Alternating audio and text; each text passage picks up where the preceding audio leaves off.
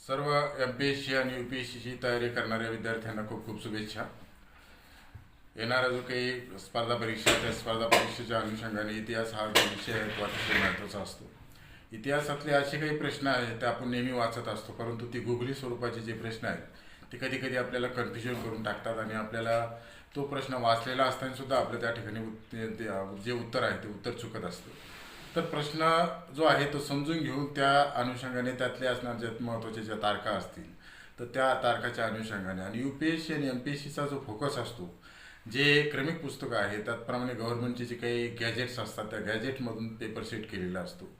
इतर जे काही महत्त्वाचे जे काही बाजारात मिळणारे जे पब्लिकेशन आहे ते पब्लिकेशनच्या अनुषंगाने जरी तुमचं वाचन चांगलं दर्जेदार असलं, पाठांतर चांगलं दर्जेदार असलं, तरी त्यावर आधारित तुमचं उत्तर तुम्ही जरी अचूकरित्या त्या ठिकाणी दिलेलं असेल, कधी कधी काय होतं की प्रिंटिंग मिस्टेकमुळे त्यामध्ये चुका घडून आलेल्या असतात आणि त्या आपल्या लक्षात येत नाहीत.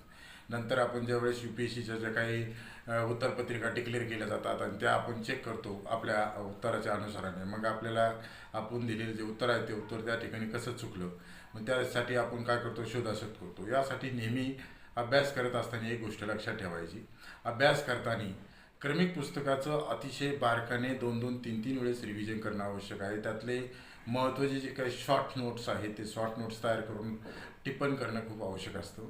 आणि यू-पी-एस-सीचा आणि एम-पी-एस-सीचा जो फोकस आहे तो फोकस संबंधित जो परीक्षार्थी तो परीक्षार्थी हुशार आहे हे जाणून घेण्याच्या दृष्टिकोनातून परीक्षा नसते, तर त्याला त्या दिलेला जो काही मुद्दा आहे तो मुद्दा त्याला किती समजला आणि तो कितीरित्या व्यवस्थित त्याचा अनालाइज करू शकतो या दृष्टीने जे प्रश्न आहेत ते प्रश्न विचारले जातात. तर संबंधित जे काही प्रश्न आहेत त्या प्रश्नाच्या अनुषंगाने इतिहासातले आपण आज महत्त्वाचे जे जागतिक मौखिक आणि अमूर्त वारसा यादीत समाविष्ट झालेले जे काही परंपरा आहेत आपल्या भारतातल्या त्या परंपराविषयी आपण पाहणार आहोत. सुरुवातीला 2001 कुट्टियम ही जी केरळमधील संस्कृत नाट्य परंपरा आहे ती परंपरा त्यामध्ये सूचीबद्ध करण्यात आलेली आहे.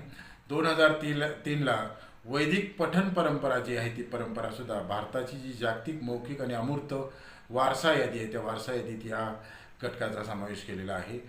त्यानंतर 2005 उत्तर भारतातील जी रामलीला आहे त्याचं जे सादरीकरण आहे त्या सादरीकरणाविषयीची जी कला आहे ती कला या यादीत समाविष्ट करण्यात आलेली आहे. 2009ला गढवाल उत्तराखंड येथील रमन हा जो काही धार्मिक उत्सव विधिनाट्याची परंपरा आहे ती परंपरासुद्धा या यादीत समाविष्ट केलेली आहे.